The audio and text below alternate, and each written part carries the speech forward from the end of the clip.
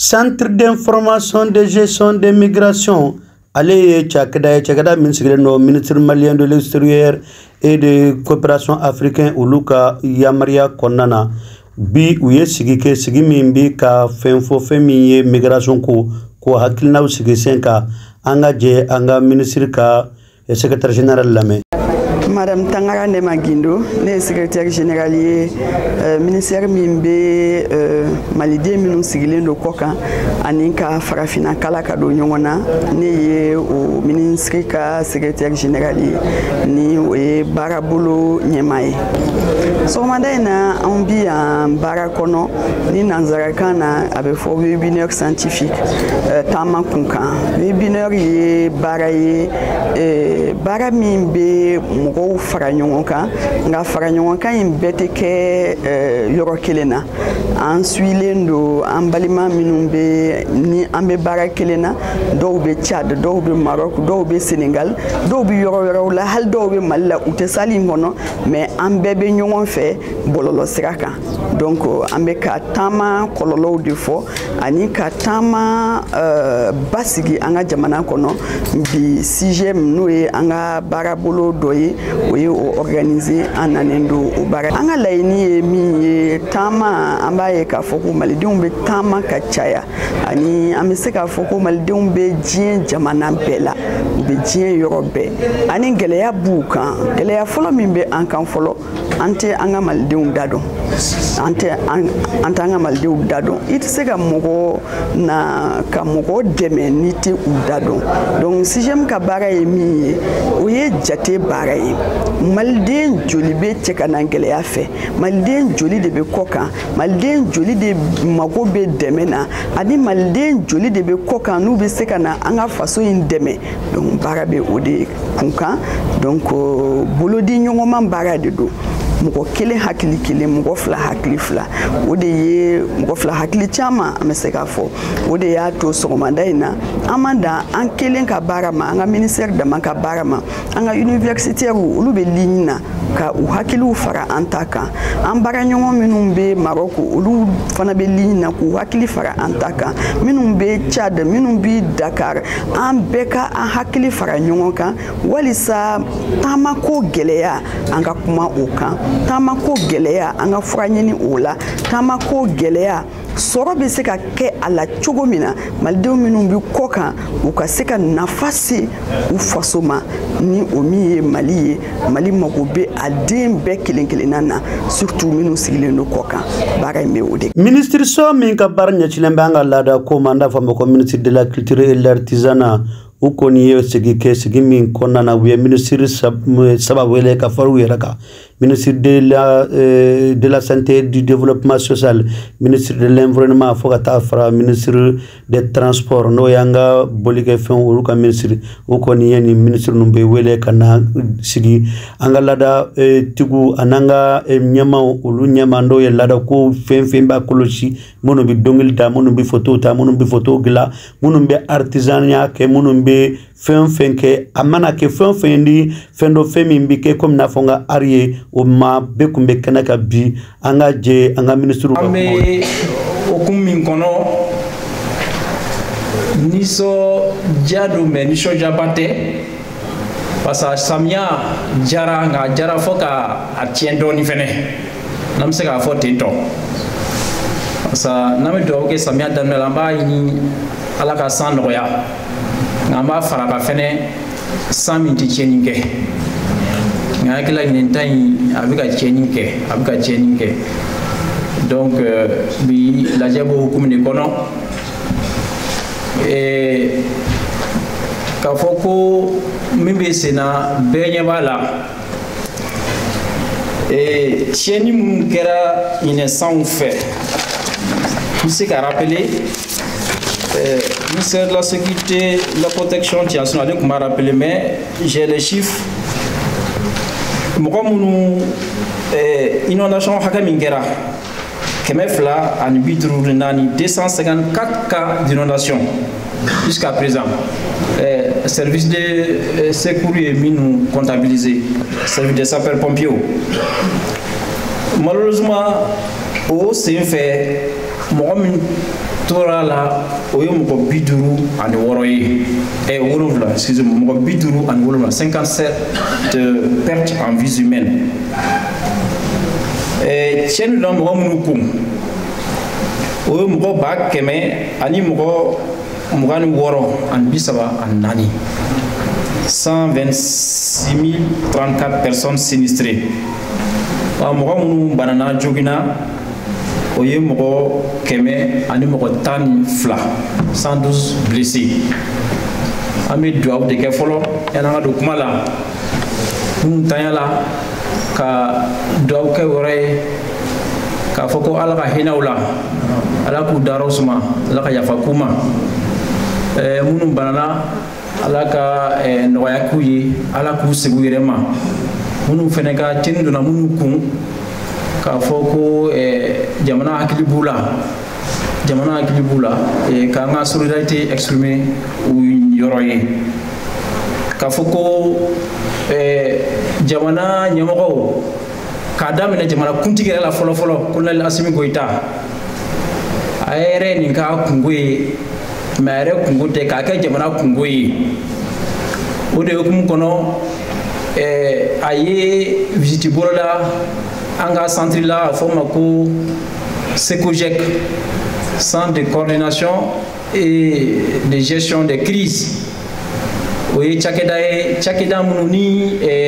tiɲɛni donna jamana kun a fɔ o ma ko catastrophe ou ni crise bɛ jamana kɔnɔ ni balawu dɔ bɛ jamana kɔnɔ service min bɛ kunbɛnniw boloda ka kunbɛnniw waleya olu de bɛ o ɲɛma wa service fɛn fɛn sen bɛ baara ninnu na o bɛɛ ka mɔgɔ bɛ SECOGEC in kɔnɔ donc u bɛ baara kɛ ɲɔgɔn fɛ walasa action ka se ka coordonner pour que laɲiniw ka sabati pour que tiɲɛni hali n'a ma se k'a bali k'a dɔgɔya kosɛbɛ a fɔ min na tubabukan na k'a minimiser donc président ye visite kɛ le 22 août SECOGEC la premier ministre tun b'a nɔfɛ an yɛrɛ tun b'a nɔfɛ ministre 10 ɲɔgɔn na anw b'a nɔfɛ o senfɛ ka taa lajɛ u bɛ ka baara kɛ cogo min na wa hali bi dɛmɛ jumɛn kan ka k'u ma walasa hali bi u ka baara a ka se ka population ka caman b'u ka degun na inondation hukumu kɔnɔ o dugusajɛ conseil des ministres kɛra a fɔ ma conseil des ministres extraordinaire o min sen fɛ waleya minnu kan ka sinsin waleya tun bɛ sen na mais conseil des ministres in kɛra inondation dɔrɔn de kun kan ji ka tiɲɛni dɔrɔn de kun kan donc bɛɛ ye ministre bɛɛ bɛ ka waleya min kɛ bɛɛ y'i ta fɔ wa président ye instruction di bɛɛ ma min kan ka dɔ fara min kan pour que ka se ka olu waleya o de hukumu kɔnɔ a fɔ o ma ko état de catastrophe nationale décret taara ka o déclarer o kɔrɔ ye mun ye état de catastrophe nationale ni degun binna faso fan dɔ kan a bɛ se ka kɛ faso dugu ye a bɛ se ka kɛ faso dugu caman ye dugu kelen dugu caman ou région kelen région caman ou faso yɔrɔ caman ni degun in fanga a ka bon autorité locale ka u fanga kan walasa u ka se k'a kunbɛn donc jamana yɛrɛ bɛ na o secours donc k'a k'a kungo ye k'a kɛ faso kungo ye état de catastrophe kɔrɔ de ye o ye ko crise min bɛ an kan bi ji ka tiɲɛni sen fɛ a bɛ yɔrɔ minnu kun kan a bɛ dugu minnu kun kan a bɛ mɔgɔ minnu kun kan a ka bon u kelen fanga ma donc désormais faso de kungo don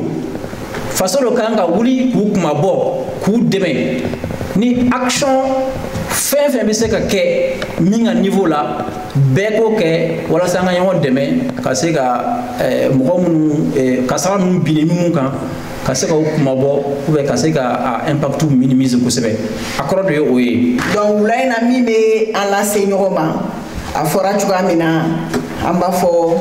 ala la jarabi don mais a bɛɛ tɛ ala la jarabi ye parce que mɔgɔninfinw yɛrɛ nɔ b'a caman na an k'o fɛnɛ fɔ ka d'a kan parce que inondation an bɛ inondation hukumu min kɔnɔ n'a fɔra k'an ka fɛsɛfɛsɛ ministre y'a fɔ cogoya min na volet 3 don volet fɔlɔ o ye prévention ye prévention fɔlɔ ye min ye an bɛ madame le ministre fo la situation météorologique bɛ d'an ma kabri amena ako nyina samye jibi chaya na ye koloshili feneke aka service shuoshu ube meteo fanyana samina ni yoroina abe juya ni yoroina ube prévention do e moku akli daile ku kuloma daile ku lame kalaje ube ke chugamina prévention est mis fene oui monsieur le ministre de l'assainissement est mis fo oui nyamanko caniveau ko ne fait ko yi olu be ka ke jani sameche ane so mu jora yorola mama fo chugamina na ne tasuma be so wono antanye ni ga fo min joba la min jota la folo ami fere ke na tasuma fa na ala ya nyuma ko ni ko ngono ami soro ka laje ko bisiga ke chugamina parce que c'est ça ambe oula no boraino dans le feu de l'action oui étape flanay o yayi sanana yoro be ka chien besrane no o yoro la amanga protection civile chede ne muso don fu o yulu fene ka bara giri yoro o bitambo o bojila mo blu be bojila mo be de meka minauta o yoro fene na mi population fu parce que mali donné do le hinede ambay nakera ki mun kono bebe wuri ñogon fe ka ñogon deme de ba ko be ba étape sabana e mi sisano o yonga baray o y développement social ji manata ka ban on le ba la jessa mo jol ka so tiena mo jol ka balo betara aw be shiro jume école so be sougandi ou be ta plein mais allo bela mali solidarité ukumu kono do be mota katana yu kaso ayira ka fo ni ko enkera ko mi sisan catastrophe nationale mali de bede dadunala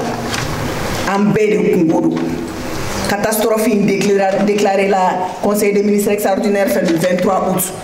au kofé jamana kuntigi ko beki chess ebi yere ebi tadon bulma fe ni sraye jama je ini ma mi nyon fe eto ka bulma fe la halaya do ebi se ki tadon o ta no manye ou bien ni o ne ka sigi de nyoma no serema no ma sema ebi soma donc do bina ni kasare u ya fo to mi be ka era fo anye kuna fo nu jatemne ne ka chake dado be o chake da obi wati yelema ko obi ijoro fiala aya fo depuis ni wati mase ko nyina za ajika cha ji fanga ka bo ji nanu fena ka sunona donc a wo fo kanga wuli anga jatemu kanga mine angolu mine wala sani anana ko kana ke ko balade ala ko yuzudara amena maintenant ji nali obala mais ni anya la jeji bo sangolo la kasi dukolo la jinani mado ani kaba pere kaba yegeru bi do nyola donc ya fo ko mamnu vatura a beti jitaran do e kaba yegeru yere do soro o lu bonne onila donc mistla ka fo ami dugo ke ala ko da rosma min banani do ala kala siki kuyi an yere min bi ani fe mon zoro ala kana fo ke kan zoro ala ka ambe progoto amo fa anga sraba mbeno na ya jatim na on bi sraba nda na ba fo ko gutron mais ni ye anga dugu kono na jatim ne na ni sraba uda sraba u kere la fe ami jite me sra ko lula nga ne mu jatim ne kile chama iba soro ne bi kare kono ne bi sraba nu za fe kala je ni ji ma se ka teme ka do amba fo jite me sra nu ma na ba fo luma ko kanivo to kala ne bo fo o ma be misina kunte werela ni jite mesra nu na nudla jamana ye musaka bawde ta ko ludwala mais do ke me ka ke ina fa dlalendo nyeti weratala ani do ye o lu na ka sanvela bili ka soro ka so ko la sanfe ka daw kala ka kliw kala do ye do zirala kuma batan fait tout parce que ayra appela jenen fo kuma be fora ka ba ala ko kondo sanju koni ala ka kodo mais tieni mi ba konnana abe ala ko mais ayre no doni bala ayre no mul fona bala ayre olu be fo ka ba parce que mon fi ma nga sigi yoro bela kani mo mul be ayre abege nyama boyra ni ko no bege nyama boyro donc ni kora mi 600 amana ta anga kuma nyogo fe so ka je kan tege di nyogo ma ka do dakele fe ka ko dakele fe ka tege di nyogo ma ka barake ka nyogo ladi pour que mo kana sigi yoro bela en même temps na no ke fambe quoi kun kɔrɔ de y'o ye ne yɛrɛ wolo bon vraiment an dusu kɔni an bɛ gouvernement ka bolola kan an bɛ bɛɛ lajɛlen ka bolola kan n'an jɔyɔrɔ ye min ye fasoko la a b'o f'an ɲɛna an b'o baara kɛ an yɛrɛ bɛ dɔ kɛra dɛ an hakilina na dɛ mais n'an jɔyɔrɔ ye min ye hali bi a y'o f'an ɲɛna an bɛ ministre i bɛ soba kunna dɛ n b'a f'i ɲɛna tuma bɛɛ artisanat culture tourisme industrie hôtelière secteur belebeleba 4 fɔ 5 e kelen de b'a kunna ni ministre tɔw bɛ kuma miniti 30 e ta kan ka kɛ 120 ye parce que a kuma o kuma an bɛɛ b'a jalaki k'i ye tɔw ta fɔ i m'anw ta fɔ an ma dɔn artisanat ye groupe belebele 3 ye artisanat de production ou de transformation artisanat de service ani artisanat d'art an ka ca mɔgɔ 5 ye métier 500 ni kɔ de bɛ artisanat a ye dingɛ senna minnu fɔ jɔn de don bololabaarakɛlaw sojɔla ye jɔn ye bololabaarakɛla tɔli dabaga ye jɔn ye bololabaarakɛla hali minnu ma dɔn i ko taximan tant que i tɛ compagnie de taxi ye i ye bololabaarakɛla de ye furabɔlaw minnu bɔra kɛnɛ kan o don bololabaarakɛlaw de don boulangeriw tant que ni industrie tɛ tant que production série tɛ bololabaarakɛlaw de don métier 500 ani kɔ donc ne kun bɛ ka na kuma kun don k'a di kamara ma mais n bɛ obligé ka kuma pour que k'an yɛrɛ ko fɔ bi n ka vice président sigilen bɛ n kɛrɛfɛ n y'a ɲininka n ko est ce que nin ko min wililen filɛ n k'an fana tɛ promo kɛ ka baara bɛɛ ka fu ni maçonw bɛ baara kɛ u k'a kɛ fu ni soudelilikɛlaw bɛ baara kɛ u k'a kɛ fu a ko k'o ka gɛlɛn k'u ka minɛn san mais ni bololabaara min bɛ kɛ u ka a moitié demander ou bien n'i bɛ se ka kɛ fu i k'a kɛ fu o bɛ se ka k'anw ka dɛmɛ ye donc nin ka kɛ kɛnɛ ye ka wele lase Mali bololabaarakɛlaw ma tuma bɛɛ fɛn t'i bolo wari kana k'i bolo mais donko b'i la i bɛ se ka mɔgɔ dilan n'o ye quoi tuma dɔ la an b'a ye u bɛ dingɛ sen ka bɔgɔ bɔ k'a to dingɛ senna ye bololabaarakɛla de ye min ye bɔgɔ to kanama bololabaarakɛla de don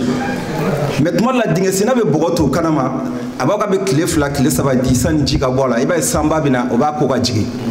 mais jeunes minnu bɛ quartier kɔnɔ ani bololabaarakɛla minnu bɛ quartier kɔnɔ ni ye kɛnɛya an ka wele bila o ma a b'aw jija k'a cɛ joona sanni san wɛrɛ k'a sɔrɔ k'a lajigin dingɛ kɔnɔ o bɛɛ tɛ se ka kɛ wariko ye o bɛɛ tɛ se ka kɛ wariko ye parce que faamaw bɛ se k'an dɛmɛ mais an yɛrɛ bɛ se k'an yɛrɛ dɛmɛ yɔrɔ dɔw la k'a fɔ ko bi sotigi ni maçonkɛ tiɲɛna prix la je crois que an t'o wagati la o ye wele ni deli de bololabaarakɛlaw ma o ka kan ka dɛmɛ mɔgɔ si kana to ni client ka tiɲɛ prix la tuguni sodelikɛla kana to ani mɔgɔ ka tiɲɛ tɔlida la aw kana to ani mɔgɔ ka tiɲɛ kongilan na bololabaara fan o fan métier 500 ni kɔ aw ka jija aw bɛ se ka dɛmɛ min don population ma nin wagati in na o kan ka k'anw jɔyɔrɔ an kan ka jija k'o kɛ an ye layidu ta bololabaara ɲɛmɔgɔ camanba bɛ kɛnɛ kan yan aw ka ci lase aw ka tɔndenw ma aw k'a lase bololabaarakɛlaw ma k'an fana ka dɛmɛ don tuma sera ni ala sɔnna ma. mais ministre minnu bɔra se ka kuma u ye ne wasa kosɛbɛ parce que ne ye kuma fɛn fɛn mɛn so in kɔnɔ yan bi n ye caman faamuya la parce que ni invitation taara di ne ma dɔrɔn ne bɛ maison de syndicat ɲɛmɔgɔya la parce que artistes bɛɛ de sen b'a la an b'a fɛ ka mɔgɔw fara ɲɔgɔn kan walasa u ka kuma u ka jamana dɛmɛ parce que artistes bɛ yan dɔ y'a fɔ ko artiste kelen ale bɛ se ka mɔgɔ 1 000 000 ale bɛ se k'o lajɛ ni kelen fɛn filɛ nin ye u bɛ se ka mɔgɔ min mobiliser n'u kumana fɛn b'a la donc n'u yɛrɛ y'a valeur dɔn k'a fɔ k'olu ka kan ka jamana dɛmɛ jamana ɲɛmɔgɔ ala de ye o kalifaw la o wagati la mais aw ye jamanadenw de ye o tuma la olu de b'aw kunna aw bɛ se k'u dɛmɛ u ka baara la président bɛ se ka a jɔyɔrɔ kɛ ministre b'a jɔyɔrɔ kɛ mais aw bɛ se ka mun de kɛ k'olu ta dafa donc artiste jɔyɔrɔba de b'o la donc ne b'o dɔn o de y'a kɛ ne bɛ mobiliser o la ne ka baara yɛrɛ kɔni tila bɛɛ de bɛnnen b'o ma ka mɔgɔw bila u ka to u k'u yɛrɛ dɛmɛ. que nin kɛnɛ in sigikun tɛ dɔwɛrɛ ye ka mɔgɔw kunnafoni k'u lafaamuya pour que u ka taa mɔgɔ tɔw lafaamuya aw ye kumatigiw de ye aw ye jamatigiw de ye jamaba de b'aw nɔfɛ aw jɔyɔrɔ jamana kɔnɔ da tɛ se k'a fɔ ka ban dɔw bɔra k'a fɔ aw maa kelen o kelen maa 1 million de b'a lamɛn donc aw kumakan bɛ yen ko fura de ye donc o de la aw welela ka nin baro in sigi pour que aw ka kɛ kuma lasela ye laada kɔnɔ ani aw ka baara kɔnɔ bɛɛ b'a dɔn ɲamakala artisan n y'a fɔ n ka discours kɔnɔ o kumakan a bɛ se ka ni caman kisi ni mɔgɔ n'u kumakan kelen a bɛ se ka balawba bali ka na donc o de kosɔn aw ka ye nin kɛnɛ kan nafaba de b'a la a nafa a tɛ se ka fɔ ka ban n b'a ɲini aw fɛ n'aw seginna ka taa so artisan aw ka atelier kɔnɔ sugufiyɛw la ɲamakalaw sigida la denguni kɛnɛ kan kɔɲɔ kɛnɛ kan aw mana taa yɔrɔ o yɔrɔ artisiw aw ka dɔnkiliw kɔnɔ aw ka manaw kɔnɔ aw ka théâtrew kɔnɔ aw bɛ cinéma min bɔ aw k'aw jija aw ka gouvernement ka laseli lase jama ma. balimakɛw n balimamuso électrominɛn de jɔrɔ bɛ aw la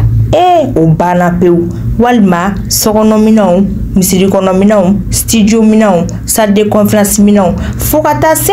bafuluminɛnw ma mɔgɔ kelen pe sɔrɔ yɔrɔ kelen pe. Hate Fune Dumasi Che Mamutu Traoré yele électronique a filɛ nin ni bɔra Membo sirafara la k'i bi yɛlɛ ka taa centre mable fan fɛ yanni ka fara juste i bi i côté gauche lajɛ yele électronique Che Mamutu Traoré i b'a sɔrɔ yen nɔ i mɔgɔ bɛna se minɛn o minɛn ma a minɛn bɛɛ lajɛlen bɛ yen i n'a fɔ baffle, guitare, lampadaire, chaise, micro, piano b'o la, batterie, ampli, microphone fo ka taa se lumière ma. Maa o maa bɛ yen k'i b'a fɛ ka galon bɔnda o tuma na sa boli biribiri i ka taa se yele électronique Che Mamutu Traoré ka yɔrɔ la. N'i ye ɲɔgɔnmɛ bila cɛncɛnkulu sanfɛ tɛgɛ t'a yira tuguni dɛ. O ye cɛ ye Fune Dumasi o tuma na sa an bɛɛ lajɛlen ka wuli ka jɔ kɛ an ka Mamutu Traoré ka yɔrɔ sɛgɛrɛ yele électronique. Hatɛ.